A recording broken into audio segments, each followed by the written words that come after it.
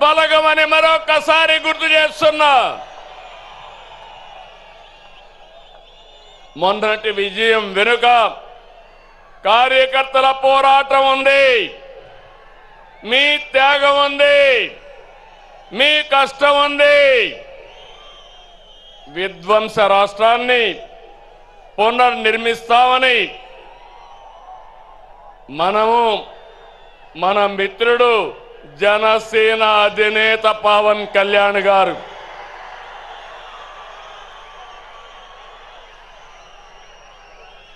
అదే మరిగా నరేంద్ర మోడీ గారి నాయకత్వంలో ఉన్న బీజేపీ ముగ్గురు కలిసాం, కూటమి ఏర్పాటు చేశాం. తమ్ముళ్ళు, అది చేస్తే దాని ప్రభావం అంతా ఇంత కాదని మరొకసారి విజ్ఞప్తి చేస్తున్నా. 94% స్ట్రైక్ రేట్, 57% ఓట్ షేరు, అదిరిపోయే మెజారిటీలు. ఒకప్పుడు ఎన్నికల అసెంబ్లీ అంటే 10,000, 15,000 మెజారిటీ వచ్చేది. మొన్న ఎన్నికల్లో కొత్త వాళ్ళకి సీట్లు ఇచ్చిన 83 మందికి 30,000 మెజారిటీలు వచ్చాయి.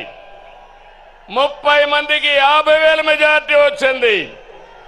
10 మందికి 70,000 వచ్చింది. ముగ్గురికి 90,000 పైన మెజారిటీ వచ్చిందంటే ఇక్కడే గాజువాక ఎమ్మెల్యే పల్లా శ్రీనివాస్ ఉన్నాడు. 94,000 మెజారిటీ, అత్యంత మెజారిటీ.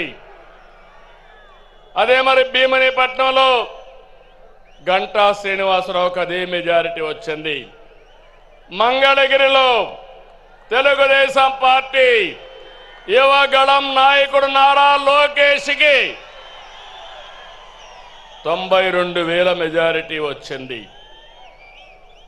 వైనాట్లు గొడ్డలి పోట్లు అనేది మన రాజకీయం కానే కాదు. ప్రజలిచ్చిన అధికారాన్ని